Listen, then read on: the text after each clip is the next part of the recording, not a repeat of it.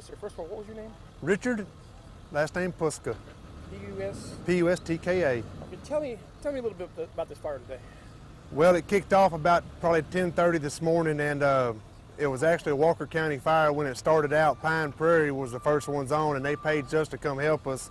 When we finally showed up and got there, it kind of maybe was 30, 40 acres, and when the wind picked it up and kicked it off, it exploded, pretty good. I believe the final count was around 500 acres last I heard. Tell me what kind of fire characteristics out there today. I mean, what was it compared to normal? It's dry as heck. What kind of characteristics do you have in it? We had a lot of wind, and the fire was, that wind, it swirled more than it did anything else and blowing a straight line, and according to the fire service, it punched out in probably 15 or 20 different spots. So other than just trying to get in front of it and knock the head down, they estimated a second head formed off the fire, and we did the best we could just get in front of it and try to knock it down without getting anybody hurt. What about some of these old dead pines from last year from the drought and everything?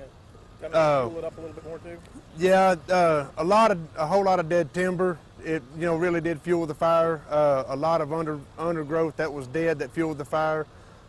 All in all, there was just a lot of fuel, and whenever you get a wind pushing behind it, it's going to jump. It jumped all of our fire lanes numerous times. I think we estimated 15 dozers from the Forest Service. It just kept on jumping our fire lanes, and finally when we got it to where in a position where we could knock it down, we finally killed it. We finally knocked it out. Any idea on cause yet? No, sir. They think that maybe there was a guy trying to mow in there. That was actually a big deer lease that they were on where it originated at. Maybe a guy mowing, perhaps. There's really no way to tell right now. Spark with this dry gas, didn't take much at all. It's not going to take much. It could have took a spark off that mower. It could have took a spark from basically anything. Right now the cause is pretty undetermined. How many departments and men out here? There were 8 fire departments, and there were 2 more that were at the up there at the command center that were waiting to come in when they got disregarded. Probably close to 50 or 60 firemen, if I were to make a good rough estimate. What about this dry weather? It looks like it's going to continue. It's not going to get away from us anytime soon. Hopefully we can get a little rain and try to put a dampener on some of this. What about evacuations? What do you have? We evacuated approximately 25 families. The whole south end of Houston County we evacuated.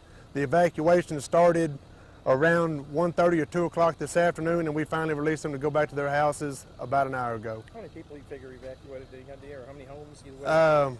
Probably, like I said, 25, maybe 30 people evacuated, probably 15 or 20 homes.